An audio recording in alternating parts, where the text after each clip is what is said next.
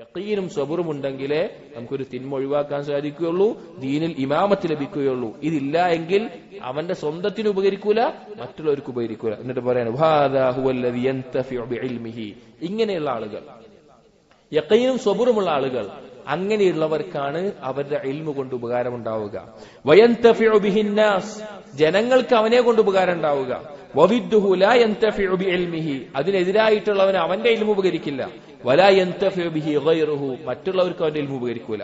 വമിനന്നാസ്, ജനങ്ങളിലുണ്ട്, മയന്തഫിഉ ബിഇൽമിഹി ഫി നഫ്സിഹി വലാ യന്തഫിഉ ബിഹി ഗൈർ, ചില ആളുകളുണ്ട് അവന്റെ ഇൽമു കൊണ്ട് അവന് ഉപകാരം ഉണ്ടാവും, പക്ഷെ മറ്റുള്ളവർക്ക് ഉപകാരം ഉണ്ടാവില്ല. ഫൽ അവ്വലു യംശി ഫീ നൂരിഹി വയംശി അന്നാസു ഫീ നൂരിഹി, ഒന്നാമത് പറഞ്ഞ ആളുകൾ, അഥവാ അവന് ഉപകാരമുണ്ട് മറ്റുള്ളവർക്ക് ഉപകാരമുണ്ട് പറഞ്ഞാൽ അവൻ പ്രകാശത്തിലൂടെ നടക്കുന്നു, ആ പ്രകാശത്തിലൂടെ ആളുകളും നടക്കുന്നു. വസ്സാനി ഖദ് തുഫിഅ നൂറുഹു, രണ്ടാമത്തെ ആള് അവൻ പ്രകാശം നടക്കുന്നുണ്ടാവും, പക്ഷെ അവന്റെ പ്രകാശം വേറെ ആൾക്കുണ്ടാവും. അല്ല, ഇത് രണ്ടും ഇല്ലാത്ത ആള് ഇരുട്ടത്ത് വെളിച്ചം കെട്ടവനെ പോലെയാണ്. ഫഹുവ യംശി ഫി ദുലുമാത് വമൻ തബിഅഹു ഫി ദുലുമതിഹി, അവൻ ഇരുട്ടത്താണ് നടക്കുന്നത്, അവനെ പിൻപറ്റുന്നവർ ഇരുട്ടത്താണ് നടക്കുന്നത്.